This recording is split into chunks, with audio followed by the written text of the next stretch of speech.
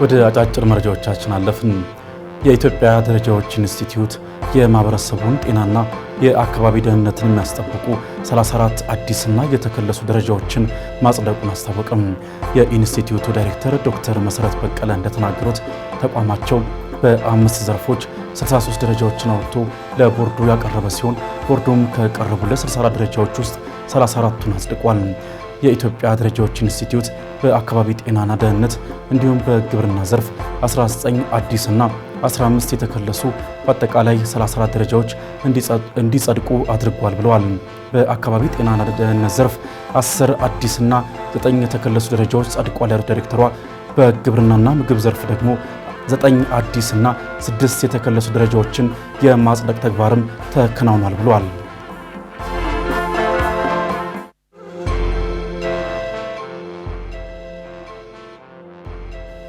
ኢትዮጵያ እንደ አውሮፓውያን አቆጣጠር ከ2005 እስከ 2029 ለሚቆይ ጊዜ የተባበሩት መንግስታት ድርጅት የሰዎች ሰፈራ ፕሮግራም ጠቅላላ ጉባኤ ምክትል ፕሬዝዳንት ሆና ተመረጠች።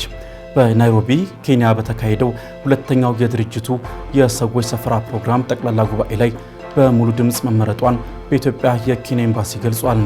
የጉባኤው ምክትል ፕሬዝዳንትነት በየ4 ዓመቱ የሚመረጥ ሲሆን ባለፈው የጎርጎሮሳውያን አቆጣጠር 2021 እስከ 2025 በጋና ሲመራ የነበረ ሲሆን ያገለገሉትም ጋናዊ ዜግነት ያላቸው ማርቲን ኮርሳ ነበሩ።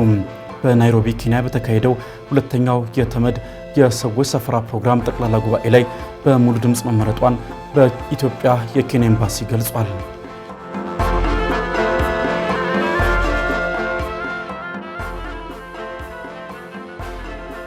የታላቁ ህዳሴ ግድብ ማስተባበሪያ ጽሕፈት ቤት ግንባታው 98.6 በመቶ የደረሰው የህዳሴ ግድብ በመጪዎቹ ጥቂት ወራት ሙሉ በሙሉ እንደሚጠናቀቅ አስታወቀም። በበጀት ዓመቱ ዲያስፖራው ከ58 ሚሊዮን ብር በላይ ድጋፍ አድርጓል። በቀጣይ ከሀገር ውጭ ከሚኖረው ማህበረሰብ ከ3 ሚሊዮን ዶላር በላይ ለመሰብሰብ የኢትዮጵያ ዲያስፖራ አገልግሎት የንቅናቄ ስራን ማስጀምሯል ተብሏል። የታላቁ ህዳሴ ግድብ አሁን ላይ በ6 ተርባይኖች የኤሌክትሪክ ኃይል በማመንጨት ላይ የሚገኝ ሲሆን የግድቡ ግንባታ ሂደት ከ23 ቢሊዮን ብር በላይ እንደተዋጣለትም ተነግሯል።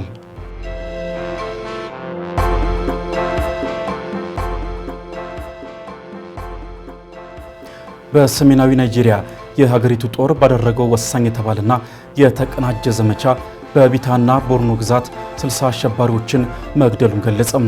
ጦሩ ዘመቻ ሀዲንቃይ ባለው በዚሁ ጥቃት የተለያዩ የአየር ላይ እንዲሁም የምድር ውጊያ ማድረጉን በመግለጽ አካባቢው ላይ ሁከትና ብጥብጥ ሲፈጥሩ የነበሩ አሸባሪዎችን መግደሉና ብዙዎችንም ማቁሰሉን ገልጿል። እንደ ዴይሊ ፖስት ናይጄሪያ ገለጻ በዚሁ ሳምንት መጀመሪያ በርካታ የቦኮ ሃራም ታጣቂዎችንና በምዕራብ ናይጄሪያ አካባቢ ያሉ አይኤስ ዋፕ የተሰኙ ታጣቂዎችን የናይጄሪያ ጦር መግደሉን ገልጿል።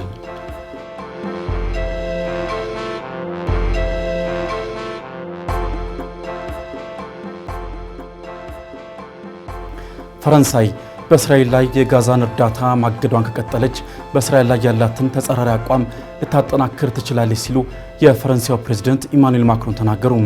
ማክሮን በሲንጋፖር ከጠቅላይ ሚኒስትር ላውረንስ ቦንግ ጋር በጋራ በሰጡት ጋዜጣዊ መግለጫ የሰብአዊ እገዳው መሬት ላይ ሊቆም የማይችል አግባብነት የሌለው መሆኑን ተናግረዋል። አክለውም እገዳው የሚቀጥል ከሆነ ፈረንሳይ በእስራኤላውያን ሰፋሪዎች ላይ ማዕቀብ ልትጥል እንደምትችል ተናግረዋል። በእስራኤል ላይ የጨመረ ያለውን ጫና ለመቀነስ ከ10 ቀናት በፊት የእስራኤሉ ጠቅላይ ሚኒስትር ቤንያሚን ኔታንያሁ ለ11 ሳምንታት ያወጁትን እርዳታ ወደ ጋዛ እንዳይገባ የሚከለክለውን ማዕቀብ በከፊል ማንሳታቸው የሚታወስ ነው።